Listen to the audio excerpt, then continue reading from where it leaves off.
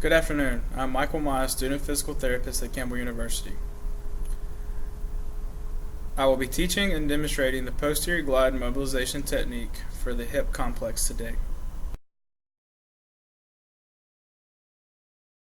The purpose of this technique is to increase joint play and range of motion at the hip complex, specifically to increase hip flexion or hip internal rotation.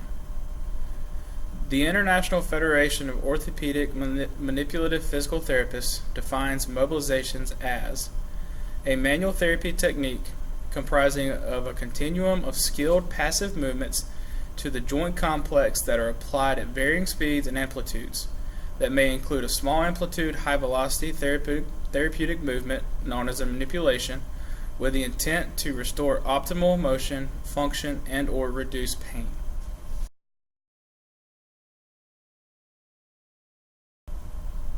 The International Federation of Orthopedic Manipulative Physical Therapists define mobilizations as a manual therapy technique comprising of a continuum of skilled passive movements to the joint complex that are applied at varying speeds and amplitudes with the intent to restore optimal motion, function, and/or to reduce pain. Mobilizations are applied through 4 different grades. Maitland describes these joint mobilizations as follows. A grade 1 mobilization is a small amplitude, rhythmic, oscillating mobilization in early range of movement. A grade 2 mobilization is a large amplitude, rhythmic, oscillating mobilization in the mid-range of movement. A grade 3 mobilization is a large amplitude, rhythmic, oscillating mobilization to the point of limitation in the range of movement. And a grade 4 mobilization is a small amplitude, rhythmic, oscillating mobilization at the end range of movement. You should always start with a grade 2 mobilization to assess how your patient responds and tolerates the mobilization being performed. Mobilizations have many benefits on joints. They stimulate articular mechanoreceptors and abate nociceptors. They decrease muscle guarding, stimulate synovial fluid circulation, they provide pain relief, and increase range of motion, just to name a few.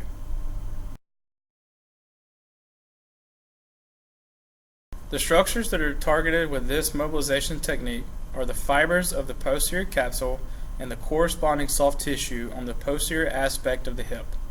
Since the femur is moving on the acetabulum, we apply our convex on concave rules.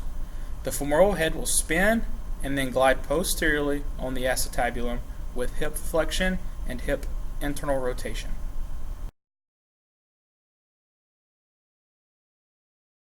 Now I'm going to explain how this technique is performed.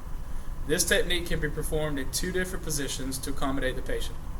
The first technique I'm going to explain is a little more challenging for the patient because it requires them to have both lower extremities off the table at the same time. There's 2 things you'll need for this technique. You'll need a mobilization belt or a gait belt of some kind, and a pillow. The first thing you want to do is you have your patient supine, and the hip or knee, or the hip to be mobilized, the therapist is going to stand on the medial side of it. So can you please scoot to the end of the plank for me? And before you do, as you slide down, I'm going to go ahead and place this pillow in between your legs. Now I want you to slide down and hold this leg like that. Okay. So you ask the patient to hold the opposite leg into hip flexion and knee flexion, with either placing their hand on the outside of the knee, or some patients need to place it under the knee. Take your mobilization belt or your gait belt and run it around the distal thigh of the patient. Could you please go down one more for me? There we go. And one thing with your mobilization belt, always make sure that the emergency clasp to release is within reach in case the patient has some kind of discomfort or you need to escape from the belt quite quickly. So from this position, you're going to place your hand right at the proximal femur, as close to the joint line as possible. You're going to stand with a staggered stance, squat a little bit, Because the motion that you want to do is as you lift up with the mobilization belt and lift up on the distal femur, you want to push down on the proximal femur, pushing down into that posterior capsule, creating that posterior glide. Looks something kind of like this. Staggered stance.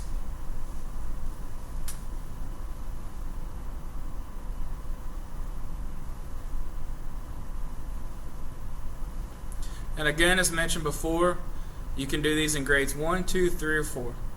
Always start with a grade 2 to see how your patient tolerates the mobilization. Next, I will show how the alternate technique is performed.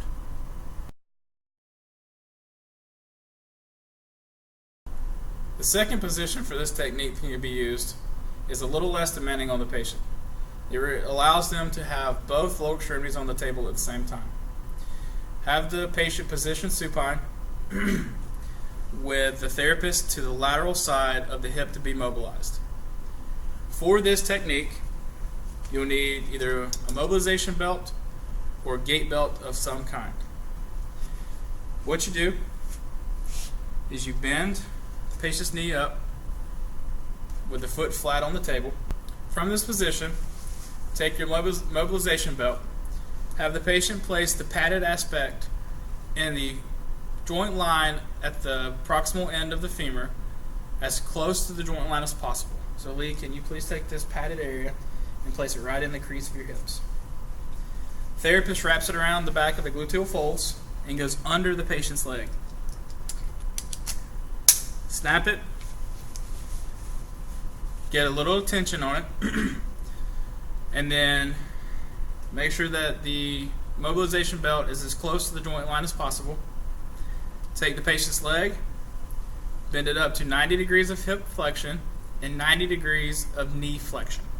There's two different ways the technique can be performed from this position. You can either have a superior force going that way with a mobilization belt while using one hand around the knee, on top of the knee, and one hand under the ankle, and apply a posterior force through the knee, through the back of the capsule. If the patient's able, I like to have the knee bent like this, both hands on top, and use my chest. This allows me to rock my hips back, creating a superior force that way, while allowing me to apply a posterior force through the knee that way, through the back of the posterior capsule. It looks something like this.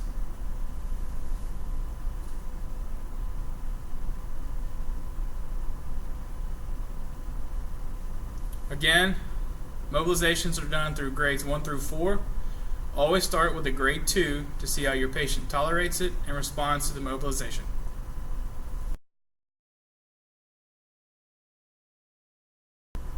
Now I'm going to demonstrate and explain how I perform this technique on a patient.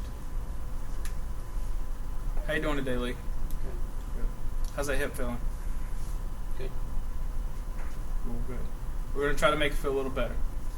What I'm going to do today is I'm going to do a technique that is going to increase the motion, the movement in your hip. What it's going to do is I'm going to bend your hip up and your knee up, and I'm going to use the mobilization belt to assist my technique. That belt makes it easier for you and me to get a little bit of a joint distraction, which a distraction is a little bit of space in between the joint, so that I can apply a little bit of force through the posterior capsule. So what I'm going to do, if it's okay with you, I'm going to perform the test. Should give you some pain relief and give you a little more range of motion at the hip. Are you comfortable with that? Mm-hmm. The one thing I'm going to have to do is I need to explain to you that the mobilization belt has a pad. I'm going to need that pad to be placed in the crease of your groin as high up as you can get it.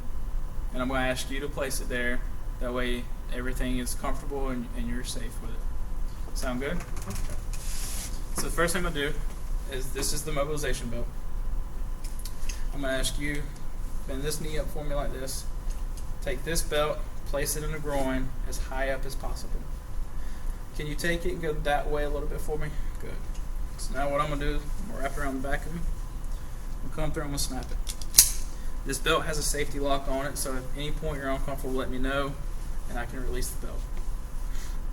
Okay, comfortable there? Okay, you can let go of the pad. Now I'm going to take your knee and I'm going to bend it up like this. Okay. Are you comfortable? Mhm. Okay. Now what I'm going to do is I'm going to use the belt and some forces to increase the movement in your hip.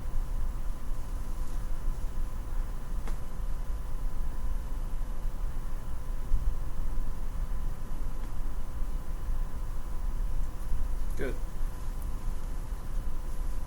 How'd that feel? Good. Hip feel better? Good. That's what we want.